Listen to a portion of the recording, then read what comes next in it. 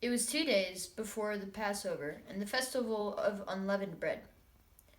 Chief priests and scribes were looking for a way to arrest Jesus by stealth and kill him. For they said, "Not during the festival, or there may be a riot among the people." While he was at Bethany in the house of Simon the leper, as he sat at the table, a woman came with an alabaster jar of very costly ointment of nard, and she broke open the jar and poured the ointment on his head. But some were there who said to one another in anger, "Why was the ointment wasted in this way? For this ointment could have been sold for more than 300 denarii, and the money given to the poor." And they scolded her. But Jesus said, "Let her alone. Why do you trouble her? She has performed a great service for me. For you always have the poor with you, and you can show kindness to them whenever you wish, but you will not always have me. She has done what she could.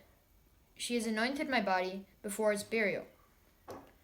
Truly I tell you, wherever the good news is proclaimed in the whole world, what she has done will be told in remembrance of her." Then Judas Iscariot, who was one of the 12, went to the chief priests in order to betray him to them. When they heard it, they were greatly pleased, and promised to give him money. So he began to look for an opportunity to betray him. On the first day of the unleavened bread, when the Passover lamb is sacrificed, his disciples said to him, "Where do you want us to go and make the preparations for you to eat the Passover?" So he sent 2 of his disciples, saying to them, "Go into the city, and a man carrying a jar of water will meet you. Follow him. And wherever he enters, say to the owner of the house, 'The teacher asks, where is my guest room where I may eat the Passover with my disciples?' He will show you a large room upstairs, furnished and ready. Make preparations for us there." So the disciples set out and went to the city, and found everything as he had told them. And they prepared the Passover meal. When it was evening, he came with the 12. And when they had taken their places and were eating, Jesus said, "Truly I tell you, one of you will betray me, one who is eating with me." They began to be distressed, and to say to him one after the other, "Surely not I." He said to them, "It is one of the 12, one who is dipping bread in the bowl with me. For the Son of Man goes as it is written of him. But woe to that one by whom the Son of Man is betrayed. It would have been better for that one not to have been born." While they were eating, he took a loaf of bread, and after blessing it, he broke it, gave it to them, and said, "Take, this is my body." Then he took a cup, and after giving thanks, he gave it to them, and they all drank from it. He said to them, "This is my blood of the covenant, which is poured out for many. Truly I tell you, I will never again drink of the fruit of the vine until that day when I drink it new in the kingdom of God." When they had sung the hymn, they went out to the Mount of Olives.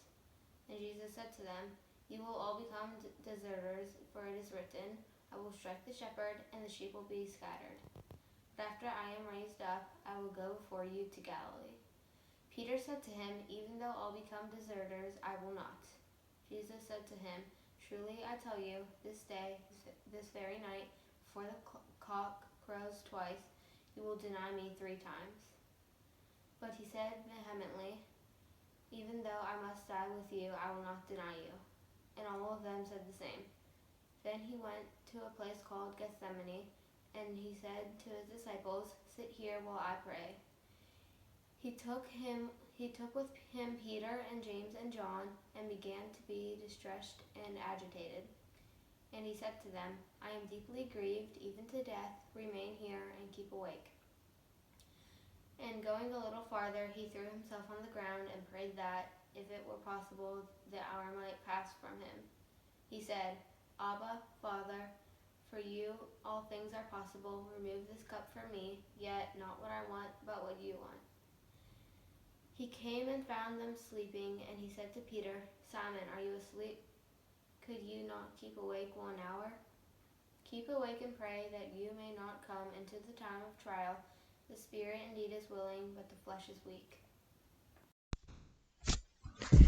And again he went away and prayed, saying the same words.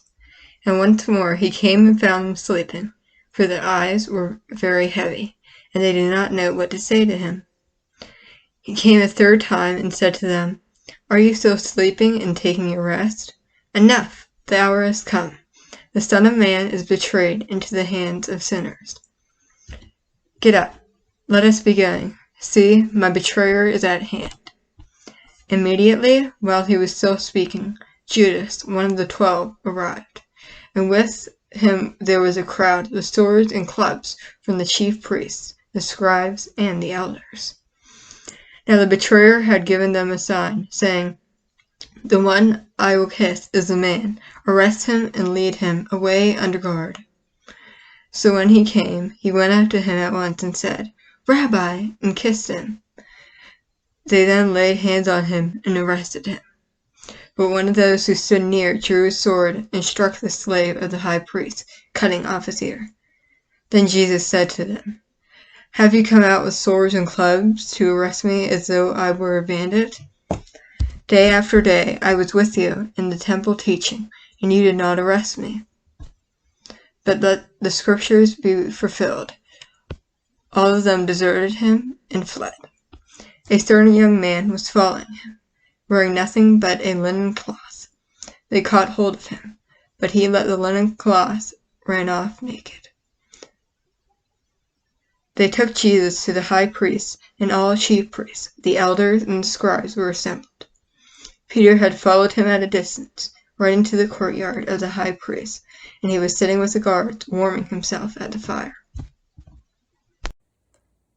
Now the chief priests and the whole council were looking for testimony against Jesus to put him to death, but they found none. For many gave false testimony against him, and their testimony did not agree. Some stood up and gave false testimony against him, saying, "We heard him say, 'I will destroy this temple that is made with hands, and in 3 days I will build another, not made with hands.' But even on this point their testimony did not agree. Then the high priest stood before them and asked Jesus, 'Have you no answer? What is it that they testify against you?' But he was silent and did not answer. Again the high priest asked him, 'Are you the son of Messiah, the son of the Blessed One?' Jesus said, 'I am, and you will see the Son of Man seated at the right hand of the power, coming with the clouds of heaven.' The high priest tore his clothes and said, 'Why do we still need witnesses? You have heard before this blasphemy. What is your decision?' All of them condemned him as deserving death. Some began to spit on him, to blindfold him, and to strike him, saying to him, 'Prophesy.' The guards also took over him and beat him. While Peter was below in the courtyard, one of the servant girls of the high priest came by. When she saw Peter warming himself, she stared at him and said, 'You also were with Jesus, the man from Nazareth.' But he denied it, saying, 'I do not know or understand what you are talking about.' And he went out into the forecourt. Then the crowd coughed, and the servant girl, on seeing him, began to say to the bystanders, 'This man is one of them.' But again he denied it. Then after a little while, the bystanders again said to Peter, 'Certainly you are one of them. You are a Galilean.' But he began to curse, and he swore an oath, 'I do not know this man you are talking about.' At that moment the crowd coughed for a second time. Then Peter remembered that Jesus had said to him, 'Before the crowd coughs twice, you will deny me 3 times,' and wept." A reading from Mark chapter 15, verses 1 through 23. As soon as it was morning, the chief priests had a consultation with the elders and scribes and the whole council. They bound Jesus, led him away, and handed him over to the Pilate. Pilate asked them, "Are you the king of the Jews?" He answered him, "You say so." Then the chief priests accused him of many things. Pilate asked him again, "Have you no answer? See how many charges they bring against you." But Jesus made no farther reply, so that Pilate was amazed. Now at the festival, he used to release a prisoner for them, anyone for whom they asked. Now a man called Barabbas was in prison with the rebels who had committed murder during the insurrection. So the crowd came and began to ask Pilate for things to do according to his custom. And then he answered them, "Do you want me to release for you the king of the Jews?" For he realized that it was out of jealousy, and the chief priests had handed him over. But the chief priests stirred up to the crowd and have released Barabbas for them instead. Pilate spoke to them again. "Then what do you wish to do with the man you call the king of the Jews?" They shouted back, "Crucify him." Pilate asked them, "Why? What evil has he done?" But they shouted all the more, "Crucify him." So Pilate, wishing to satisfy the crowd, released Barabbas for them, and after flogging Jesus, he handed him over to be crucified. Then the soldiers led him into the courtyard of the palace, and they called together the whole cohort. And they clothed him in a purple cloak, and after twisting some thorns into a crown, they put it on him. And then they began saluting him, "Hail, King of the Jews!" They struck his head with a reed, spat upon him, and knelt down in homage to him. After mocking him, they stripped him of the purple cloak and put his own clothes on him. Then they led him out to crucify him. They compelled a passerby who was coming in from the country to carry his cross. It was Simon of Cyrene, the father of Alexander and Rufus. They brought Jesus to the place called Golgotha, and they offered him wine mixed with myrrh, but he did not take it. A reading from the book of Mark, chapter 15, beginning with the 24th verse. And they crucified him, and divided his clothes among them, casting lots to decide what he should take. It was 9 o'clock in the morning when they crucified him. The inscription of the charge against him read, "The King of Jews." And with him they crucified 2 bandits, one on his right, one on his left. Those who passed by derided him, shaking their heads and saying, "Aha! You who would destroy the temple and build it in 3 days, save yourself and come down from the cross." In the same way, the chief priests, along with the scribes, were also mocking him among themselves, and saying, "He saved others, he cannot save himself. Let the Messiah, the King of Israel, come down from the cross now, so that we may see and believe." Those who were crucified with him also taunted him. When it was noon, darkness came over the whole land until 3 in the afternoon. At 3 o'clock, Jesus cried out with a loud voice, "Eloi, Eloi, lema sabachthani," which means, my God, why have you forsaken me?" When some of the bystanders heard it, they said, "Listen, he is calling for Elijah." And someone ran, filled a sponge with sour wine, put it on a stick, and gave it to him, saying, "Drink." "Wait, let's see whether Elijah will come to take him down." And Jesus gave a loud cry and breathed his last, and the curtain of the temple were torn in two from top to bottom. Now, when the centurion, who stood facing him, saw that in the way he breathed his last, he said, "Truly this man was God's son." There were also women looking on from a distance. Among them were Mary Magdalene, and Mary the mother of James, the younger of Jose, and Salome. These used to follow him and provided for him when he was in Galilee, and there were many other women who had come up with him to Jerusalem.